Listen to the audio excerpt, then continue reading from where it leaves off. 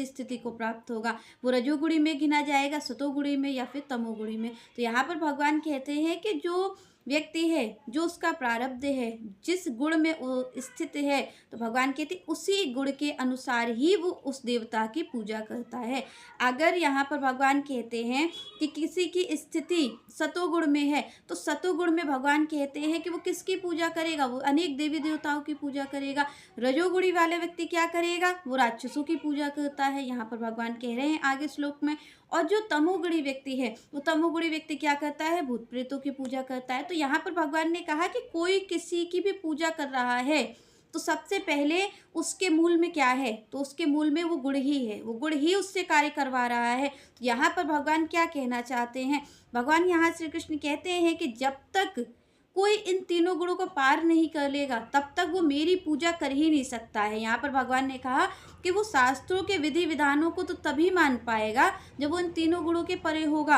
और जो इन प्रकृति में है, मतलब जो भगवान की माया में लिप्त है, वो भगवान की पूजा नहीं कर सकता। क्योंकि शास्त्र क्या कहते हैं, शास्त्र कहते हैं कि भाई भगवान श्री कृष्ण ही पूजनीय है, वही भगवान है, उनके सिवा किसी की पूजा नहीं होनी चाहिए। पर आप और हम अपने जीवन में देखिए, इस संसार में देखें तो क्या घट रहा है, इस संसार में क्या भगवान की पूजा हो रही है? नहीं। आप और हम देखते हैं कि कई लोग अनेक देवी देवताओं की पूजा करते हैं। सबके ही जीवन में देखा जा रहा है कि सोमवार को दूसरा देवता, मंगल को दूसरा, बुध को दूसरा, तो ऐसे 7 दिन होते हैं, हम 7 देवताओं की पूजा करते हैं। और कई लोग तो ऐसे होते हैं जो मनुष्यों की पूजा करते हैं, उनको ही भगवान समझ लेते हैं।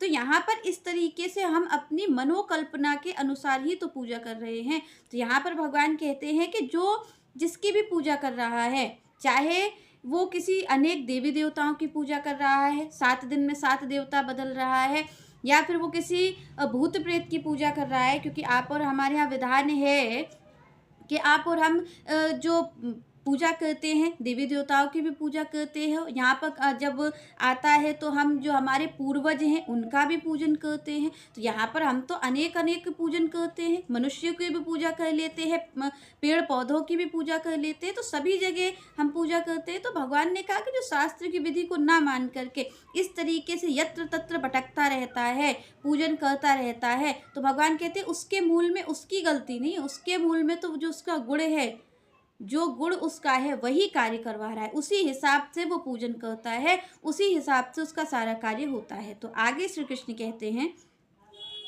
सत्व अनुरूपा सर्वस्य श्रद्धा भवति भारता श्रद्धा मया अयम पुरुषः यह तत्श्रद्धा सह एव। तो भगवान ने कहा कि जो भी मनुष्य है वो किसके अनुसार कार्य कर रहा है, तो भगवान कहते हैं वो अपने गुण के अनुसार ही कार्य